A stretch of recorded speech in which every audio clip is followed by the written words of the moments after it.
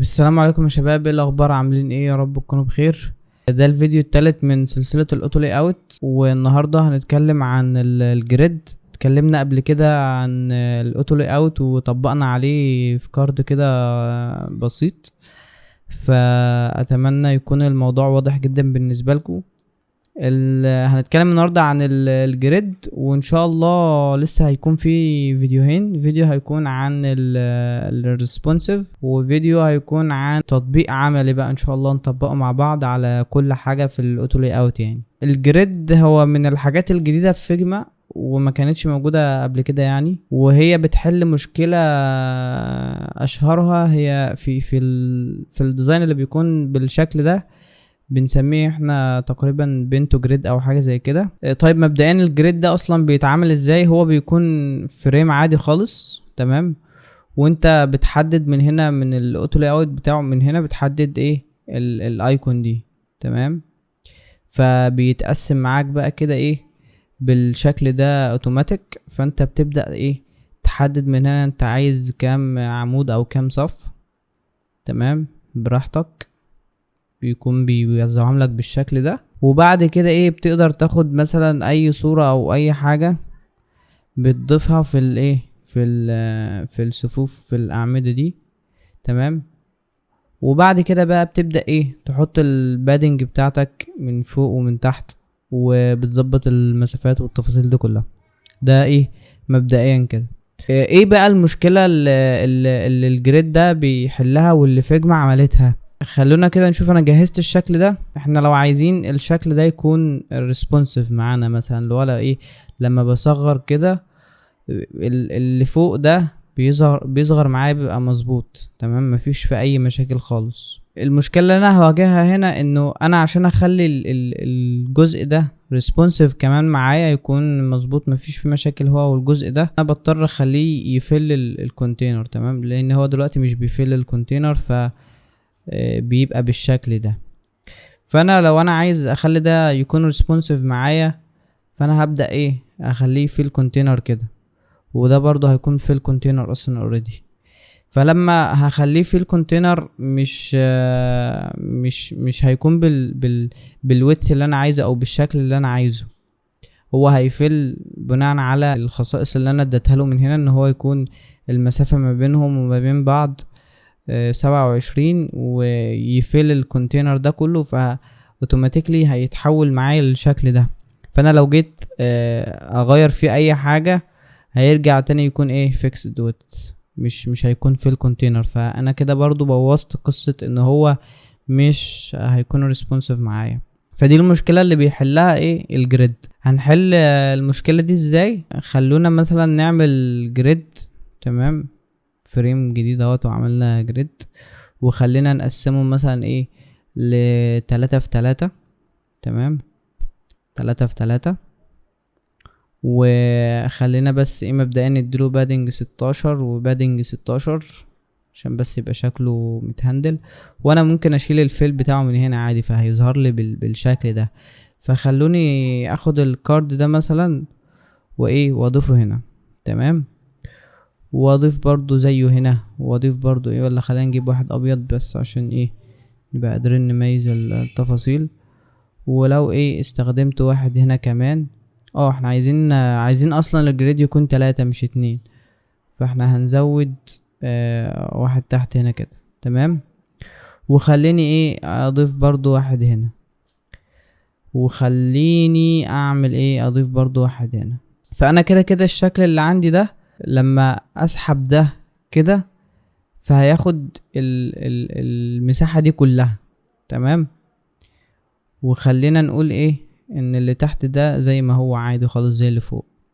فاصبح دلوقتي هو اصلا اوريدي معمول ريسبونسيف عادي خالص، ما بواجهش انا مشكلة في قصة انه انا عايز واحد يكون حجمه او الويدث بتاعه اكبر من الكارد اللي جنبه، تمام. المشكلة دي مش بتتحل هنا لو انا هعمله باوتو لاي اوت عادي، تمام، مش هيتحل هنا، لان ده عشان يكون ريسبونسيف معايا انا لازم اكون عاطيله اوبشن ايه انه يكون في الكونتينر. وعشان اخليه في الكونتينر مش هيبقى بالشكل اللي هو ايه اكبر من اللي جنبه، هيكون الاتنين زي بعض، مش هيكون بالشكل ده. ففهمتوا فكرة الجريد بتحل المشكلة ايه؟ وانا برضو خلينا مثلا ناخد ده. لو انا عايز ده يكون برضو نفس الفكرة، لو انا عايز ده يكون بالشكل ده، فانا الشكل ده لو انا طبقته هنا اللي هو ده، انا مش هعرف اخليه يكون فيل بطريقة كويسة. يعني هتلاقي ده برضو فيه مشكلة، ده مش ده فيكسد عفوا. تمام. فده مش هيكون ريسبونسيف معايا، هو باين ان هو ريسبونسيف بس هو عشان ده صغير، لو انا صغرت ده مش هواجه مشكلة هنا، ده مش هيكون ريسبونسيف معايا، بيصغر معايا. تمام.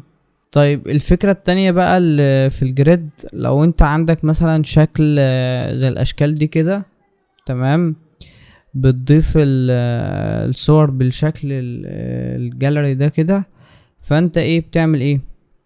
الطريقة القديمة كنا بنقعد ناخد صورة كده ونحطهم ايه التلاتة دول في فريم مثلا، وبعد كده بتاخد نسخة من الفريم ده، وبعد كده بتاخد نسخة من الفريم ده، وبقى عندك 3 فريمات.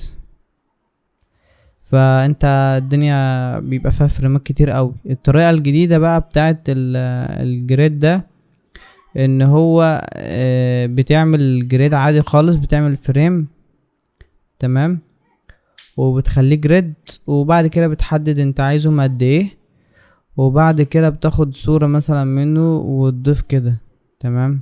طيب انت بقى هنا هيقابلك مشكلة، الا وهي ان انت لو عايز تظبط الهاي مثلا بتاع الايه بتاع الفريم اللي جوه ده بس، او الكارد اللي جوه ده بس، مش هتعرف تعملها بشكل ايه يدوي اللي هو تظبط كارد واحد بس. ودي مشكلة الجريد، ومش عارف فيجما هتحلها لنا ولا هتسيبنا كده. فانت عشان تظبط ده بشكل يدوي محتاج تعمل عملية حسابية هنا. يعني ايه عملية حسابية؟ يعني انت هتبدأ تشوف الهاي بتاع ده مثلا انت عايزه كام، عايزه مثلا 30، تمام، فبتقول 30 و30 60، ومثلا انت مش عايز تالت، لو انت عايز تالت فانت بتحسب كام 30 يبقوا كام 90. ف 90 هنا 30 برضو زائد المسافات اللي هنا. بمعنى تاني، انت دلوقتي عايز تزود او عايز تظبط الهاي بتاع الكارت ده، تمام، فانت بتشوف انت عايزه يكون 30، والله 30 في 3 زائد المسافتين اللي عندي دول. انا عندي هنا مثلا هيكون 12 وهنا 12، يبقى 30 في 3 90 زائد 24، وتقوم كاتب الرقم هنا. او ممكن انت تعمل عملية حسابية هنا كاملة، 90 مثلا او 30 ضرب 3 زائد عندنا مثلا ايه 12 و12 اللي هم 24، اللي هم ايه المسافات اللي هنا 12 هنا و12 هنا 24. فهتلاقي ايه تلقائي خلالي ده دلوقتي كده بقى 30. تمام. 28. يعني العملية ما جاتش مظبوطة بالظبط بس ماشي. تمام. فهي دي مشكلة الجريد بقى لحد دلوقتي. فأتمنى تكون الدنيا واضحة وبسيطة وبس. يعني هو مش استخداماته كتير قوي، هو بسيط ولكن لذيذ، يعني افضل من انك تقعد تعمل فريمز في بعضها. هو انت بتعمل فريم واحد وبتديله اوبشن يكون جريد، وبعد كده بتعدل عليه براحتك من هنا، وبعد كده بتاخد اي حاجة عندك بقى عايز ترميها جواه، اللي هو كده اصلا ممكن تسحب كده، ممكن تسحب كده كمان.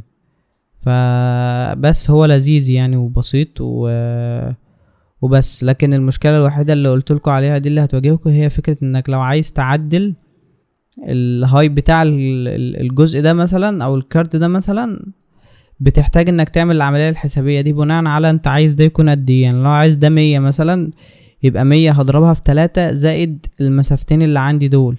مثلا عايز دي تكون 16 ودي تكون 16 و32، وعندي 3 ميات ب300 يبقى 332. يبقى هعمل ده ازاي اصلا؟ مش هتكتبه، انت ممكن تكتبه بشكل يدوي عادي. احنا قلنا كام 332. فهتلاقي كده بقى ده عملهولي 104 بس ماشي، مش هنختلف كتير، هي تفاصيل بسيطة يعني. فهي دي المشكله الوحيده اللي انت بتحل بيها طريقه الايه، الارتفاع الكارد بتاعك ده هيكون ارتفاعه قد ايه. بس ودي كانت حلقة النهاردة مع الجريد. اتمنى يكون الشرح واضح، ولو في اي حاجة مش واضحة اكتبولي في الكومنتات وانا هرد عليكم يعني ان شاء الله. سلام.